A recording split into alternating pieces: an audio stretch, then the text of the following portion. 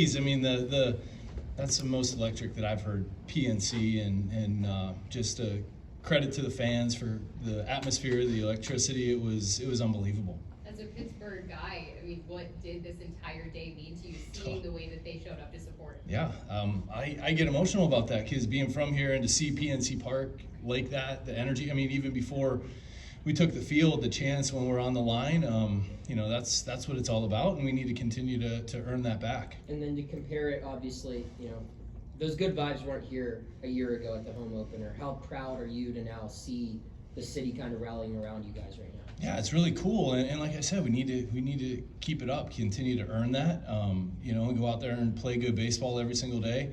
The guys, even during the pitching change, were talking about it, the electricity and how awesome it was. And it was really good baseball game and really good atmosphere. No shocker, but Konnor's debut. What did you think?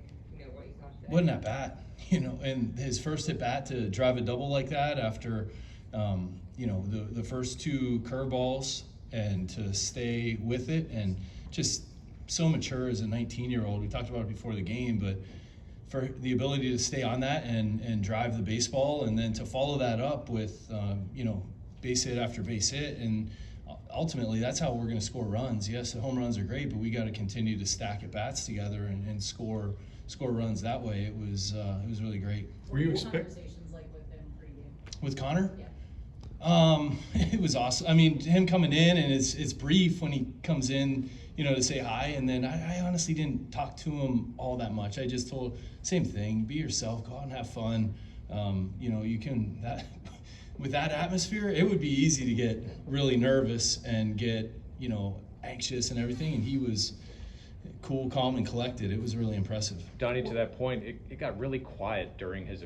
Could you guys notice how quiet it got during his at bat as the fans were just kind of locked in on every pitch that was going his way? Yeah, it was cool. There was the excitement, anticipation, and then it would go down. And honestly, that's what playoff baseball is all about: is learning those moments like that where it gets really loud and it gets quiet, and you got to continue to compete through it all. And I thought it was awesome today. How did you feel he handled the count, handled himself in the box the next two at bats after his? Great. How about the challenge? I mean, to challenge that ball right there, and that's a big moment. I thought Henry had a great challenge too. And I think it goes back to these umpires that how good they are. We get on them, but that was 0.1 inches off the plate, and he got the call right. I thought it was a great challenge by Henry, but Konnor in that moment to have the wherewithal to challenge that pitch and stay in the at bat, it was great. What did you think about Mitch Keller's start? I thought it was phenomenal. I think that he had good stuff. He was erratic a little bit at times, with the leadoff guy getting on, found ways to get some double plays early, and then the way that he's able to slow things down in that atmosphere, I think it just speaks to the experience that he has and the type of pitcher he is. Was Soto in the ninth strictly for Gunnar Henderson's matchup? It was matchup based, yes. So with Santana and Soto, they're both phenomenal back-end guys. We're going to see them both in both innings. Donnie, when you see that Konnor is the youngest Pirate to get a hit in his major league debut since Bill Mazeroski on a day that you're paying tribute to Mazeroski, do you find a little serendipity in that? Oh, man. I mean, in the whole story with Darren and Konnor and, think the world of Maz and, it's unbelievable the way that it all played out. You can't write that. That's just, that's unbelievable. You mentioned this a little bit earlier, but did you kind of feel like Konnor sparked the bottom of the order a little bit the second inning with that 4 consecutive hits, 4 consecutive runs? Yeah, I mean, the at bat that he had and to drive the baseball like that, I thought Tony Beasley had some unbelievable sends today. Waving guys around to score. And, Triolo coming right back and hitting a base hit, and then Henry driving the double. O'Neill 2-strike approach going the other way. That's the type of baseball we're going to need to play. Donnie, what did you notice about some of the other guys embracing Konnor since he's been here? Oh, even in spring training. I mean, and I think that he's earned that respect, just the way he goes about it, the way he works, the way he interacts. Him in the press conference earlier is no different than you'll see him out on the field or in the clubhouse. That's just who he is, and he's a tremendous kid and athlete, and he had a great game today. Don, when it comes to O'Neal's spot in the hitting order, whether he's leading off or more in a run-producing type of spot, how do you make that determination on where to place him in the lineup on any given day? Yeah, it's based on matchup and also who else is playing that day and how we're looking at things. I mean, with him in the leadoff spot, you got a chance to be 1-0, or he gets on base and can wreak havoc on the base paths. And as we go through the season, we'll see how that continues to evolve. But I think that O'Neal has done a fantastic job of battling with 2 strikes, hitting left-handers, doing the things that he needs to do to be that elite force that we know he can be. How would you assess your outfield's communication? It looked like there was almost another incident between O'Hearn and... You're right, and I think that goes. We got to clean that up as we go through the season, because that was a playoff atmosphere today, and it's really extremely difficult when you play in this loud atmosphere.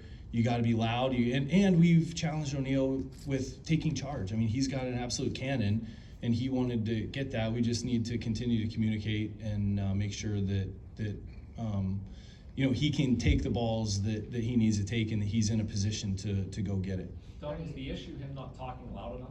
Oh yeah, I mean, it was so loud out there, though. I mean, yes, Okay. in Cincinnati. I mean, it seemed like a similar play to Reynolds. Very similar. You just And wanted to say more. well, yes, and it's even if you're screaming, there's times that I remember playing in the Metrodome. That was on first base, and Andy Van Slyke was the first base coach. He was literally 4 feet away from me, and I could not hear him. So it's just something that we need to get better. Yes, at communicating louder and visually finding a way to understand, because there's going to be some situations, especially when you're in the outfield and it gets really loud with the fans, that you're not going to be able to hear. Is part of that also just those 2 guys playing more I baseball think so, together? yes. I think there's no doubt as we go through the season, they'll get to know each other, and the communication will get better, and they'll get to know each other on when they're going to be able to get to certain balls. Is there any concern that he can cover too much ground? I mean, this is a big guy with a lot of speed that maybe he has to kind of maybe know his territory a little better? Well, and he's getting to know it. I know we put a lot on him. He's only in his 2nd year playing center field. Ryan O'Hearn's in his 1st. We need to continue to work to get better. And when you see O'Neal going after it, we've challenged him to be more aggressive as far as playing outfield defense, and want to see him be aggressive, understanding that sometimes that's going to come with some mistakes. The mistakes that we don't want are when he pulls up or doesn't go hard after the ball. Don, I know it's early, you've mentioned the playoffs a couple times now, just in this press conference. Are the conversations at that point in the playoffs, you guys talk about that right now? You know what? I said early on in spring, the goal is to win. And I don't believe that when you win, you have to talk about winning every single day. It's what you do every single day. It's what you become. It's how you compete. And the conversations in the clubhouse, I think, are great, because it's revolving around what we have to do every single day to win baseball games. So it's not, I guess, to answer your question, we're not sitting there talking about playoffs. We're not sitting there talking about, how far. No, we're talking about dominating that day and what we need to do that we feel will ultimately lead to winning baseball. Good. Thank you.